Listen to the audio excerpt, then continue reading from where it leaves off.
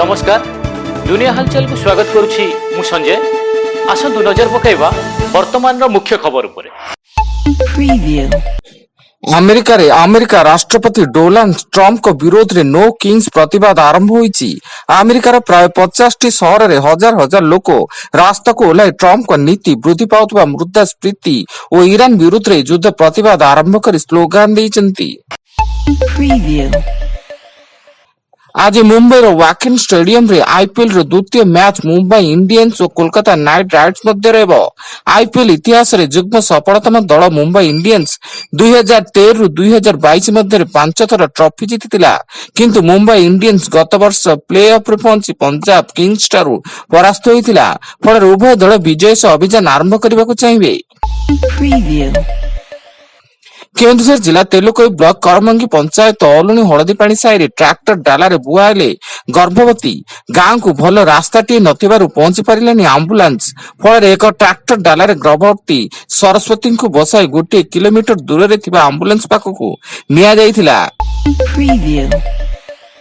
Dharamgarh beer bar निकट रे जने बुला व्यापारी माड़ीगला बाली बोझे हाइबा घटनास्थल बुला व्यापारी मृत्यु घटिया बेले स्थानीय अंचल उत्तेजना प्रकाश पाइबा सह क्षतिपूरण दाबी लोके रास्ता रोक करिसेंती एवं मृतक जनक मध्य प्रदेश बोली सूचना।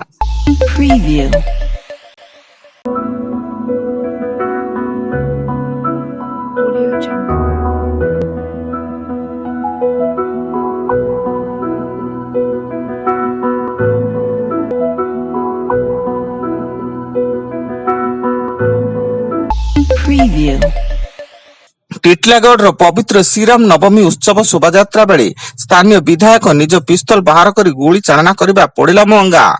सर्वसाधारण रे गुली फुटाइबा नै विधायक नवीन जैन और तांकु सहायता करथिबा पीएसओ प्रेमचंद नागंक विरोध रे स्थानीय प्रशासन मामला रुजु करी उभय को नोटिस जारी करिछि।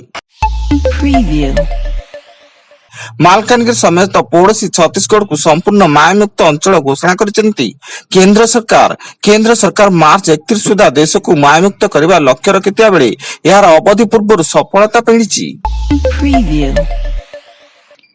भुवनेश्वर चंद्रशेखरपुर अंचल रे पुणी दुर्घटना बाउंस बोझे ट्रक को पिटिला बाली बोझे ट्रक। एही दुर्घटना रे बाली बोझे ट्रक रो काच भितरे बाउंस पसि जिबा फल रे ट्रक ड्राइवर गुरुतर होई निकटस्थ मेडिकल रे भर्ती। जाजपुर जिला ब्रह्मपरदा थाना हाजतरु जने अभियुक्त चंपट मारिबा अभियोग रे थानार जने एसआई और 2 जन कांस्टेबल सस्पेंड होइता बेले जाजपुर रोड एसटीपीओ तदंत आरंभ करी अभियुक्त को तार गां निकट काळुबण रो धरिबारे सफल होइछि।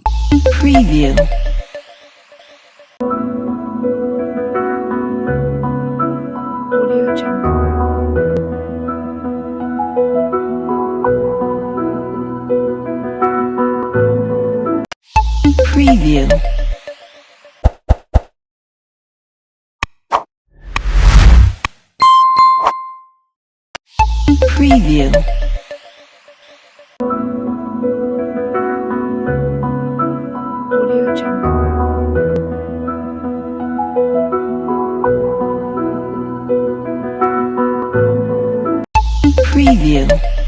नुआ सुभद्रा पंजीकरण आरंभ नूतन आवेदन पर राज्य सरकार बड़ निष्पत्ति आसंता 1 एप्रिल 2026 रु 30 एप्रिल 2026 पर्यंत 1 मास पर सुभद्रा पोर्टल माध्यम रे नूतन आवेदन ग्रहण करा जिवो। एवं राज्य रे काल बैशाखी प्रकोप जारी थिया बेले आसंता एप्रिल 3 तारिख पर्यंत राज्यर केतेक स्थान रे काल बैशाखी प्रभाव रे घड़घड़ी सह वर्षा एवं पवन हेबार संभावना रहिछि। अन्यपटे आसंता 3 दिन पर राज्य रे दिन तापमात्रा क्रमश बढ़िबा सह प्राय 2 रु 3 डिग्री सेल्सियस बढ़ी पारे तापमात्रा। वर्तमान पई एतिकी अधिक न्यूज अपडेट्स पई विजिट करंतु आम वेबसाइट www.duniyahalchal.in। धन्यवाद।